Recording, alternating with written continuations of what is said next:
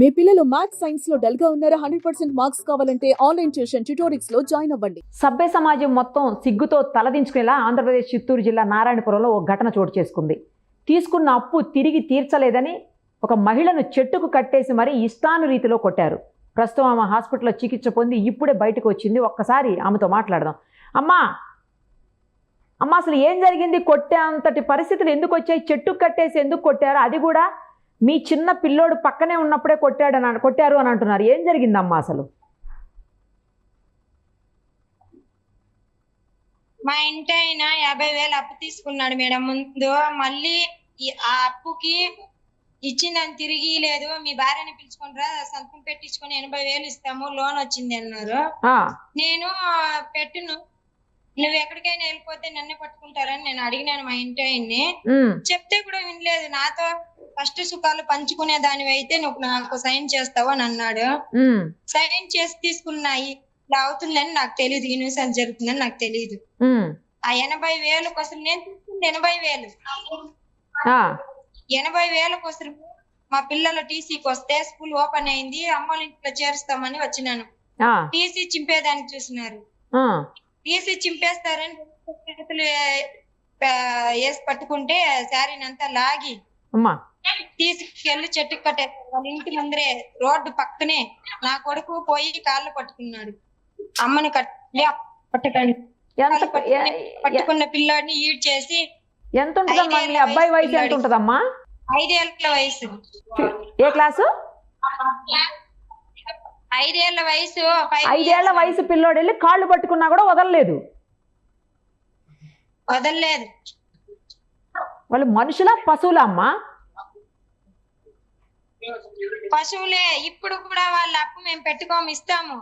మాకుండే అప్పుని ఇల్లు ఉంది, కట్టిండే ఇల్లు, దాని అమ్మమని ప్రెజర్ చేసేవాళ్ళు సంవత్సరం క్రితం. ఫస్ట్ నన్ను బాధ పెట్టినప్పుడు మా ఇంటి ఆయన బాధ పెట్టారు. మా ఇంటి ఆయన తమ్ముడు ముందు చనిపోతాడు, భార్య బిడ్డలు ఉన్నాడు, కూడా పుట్టిన తమ్ముడు కోసం 16 లక్షలు అప్పు చేసినాడు.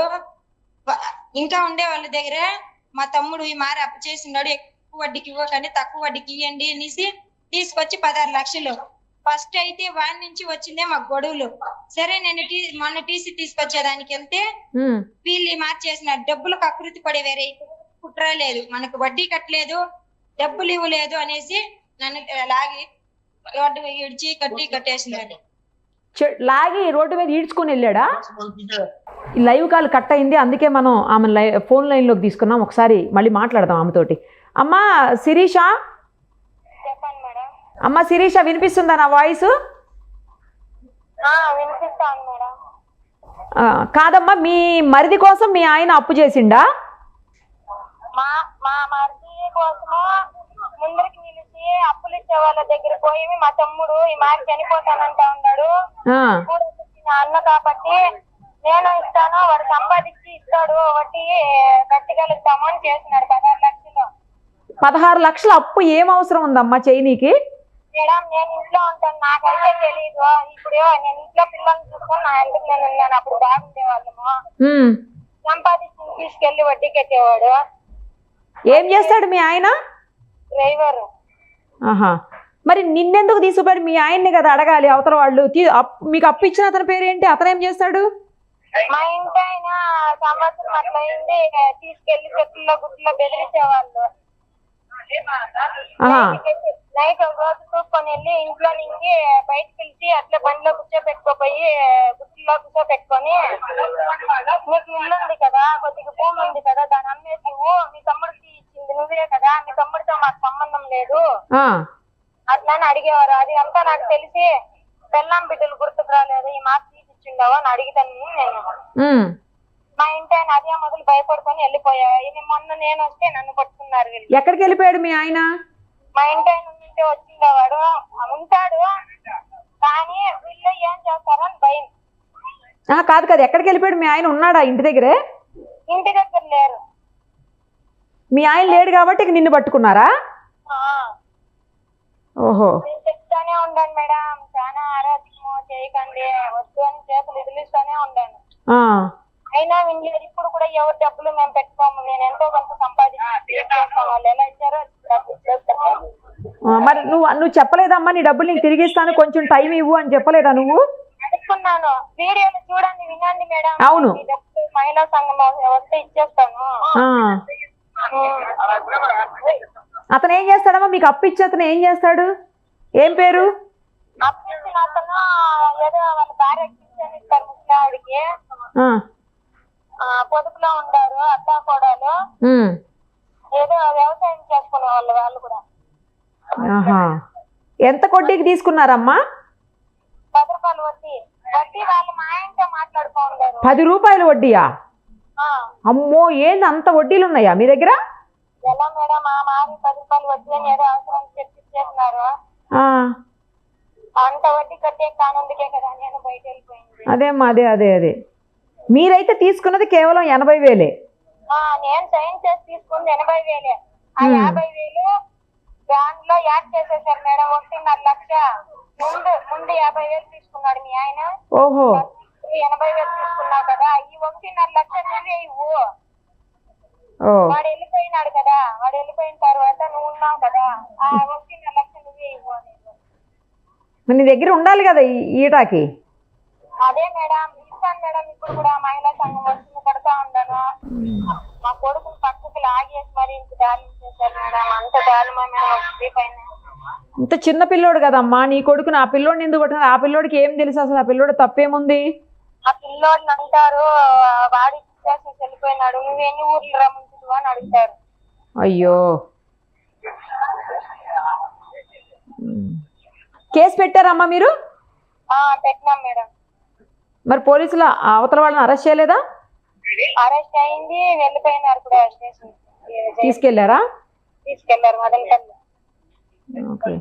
ఏదైనా కూడా చెట్టుకు కట్టేసి కొట్టడం అనేది దారుణం అసలు. అవును, అడ్డుకోలేదమ్మా ఎవరు అక్కడ మిమ్మల్ని చెట్టుకు కట్టేసి అంత దారుణంగా కొడుతుంటే?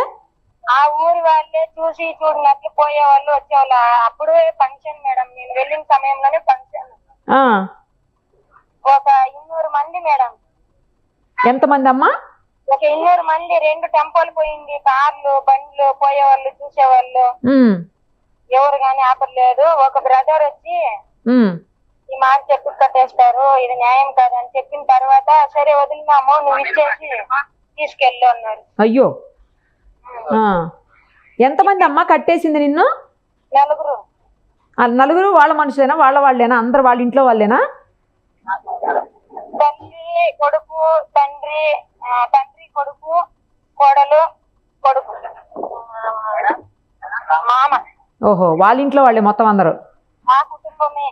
ఆ పెద్దవాళ్ళు కూడా మరి అట్లా కట్టొద్దని చెప్పి వాళ్ళు కూడా కట్టారా? కట్టొద్దని చెప్పాల్సింది పోయి ఒకరికొకరు హెల్ప్ చేసుకున్నారు కదా మేడం. తాడెత్తి వచ్చేది, ఒకరు ఇచ్చేది, 2 మంది చెప్పి తీసుకెళ్లేది. దారుణం అసలు. కానీ నాకు ఏమనిపిస్తుంది అంటే, ఇంత జరుగుతుంటే కనీసం ఒకళ్ళైనా వచ్చి అడ్డుకుని పక్కకు తీయాలి కదా. ఇట్లా కట్టడం ఏంటి, తప్పు కదా అని చెప్పేసి ఎవరు అడ్డుకోకుండా చూసుకుంటా పోతున్నారా? వచ్చిన ఒక్క అతన్నేమో వీళ్ళు వెనక పంపించారు.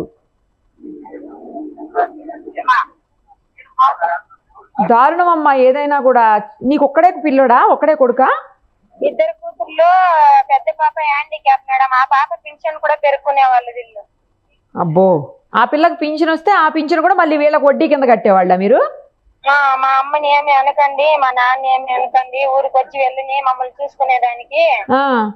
అలానే ఈ పాప పింఛన్ తీసుకొని స్కూల్ కి వెళ్తే సరే ఎవరు లేరు, మా అత్తగారు చూసుకున్నారు 1 ఇయర్. ఈ పాప చేతిలో నుంచి లాక్కొని వెళ్ళినారు 2-3 సార్లు. అరే, ఇంకో అమ్మాయి ఇంకో అమ్మాయి ఏం చదువుతుంది? 3వ క్లాస్. చిన్న పిల్లలు అందరూ కూడా? చిన్న పిల్లలే మేడం. కొడుతుంటే ఏడ్చాడా అమ్మా మీ అబ్బాయి? భయంకరంగా ఏడ్చుంటాడు కదా పాపం. ఏడ్చిండాడు, వీడియోలు వచ్చినాయి కదా. అదే కానీ ఆ పిల్లోడు బతిమలాడినా కూడా, కాళ్ళు పట్టుకున్నా కూడా వదలలేదంటే అసలు వాళ్ళు మనుషులా ఏంటి? నాకేం అర్థం అవట్లేదు అసలు. మనుషులు కాదు మేడం, ఊరికే పెద్ద రౌడీసులు మేడం వాళ్ళు. అమ్మో, కానీ ఘోరం అమ్మా. చాలా దారుణమైన పరిస్థితి ఎదుర్కొన్నారు మీరు. కనీసం మహిళగానన్నా వాళ్ళు చూడలేదు. నా పిల్లల కోసమే మేడం ఇన్ని బాధలు పడతా ఉండేది మేడం. చిన్న మా ఇంటి అయినా లేరు. నా పిల్లల భవిష్యత్తు, నా పిల్లల లైఫ్ ఎవరు చేతుల్లో పెట్టాలి మేడం?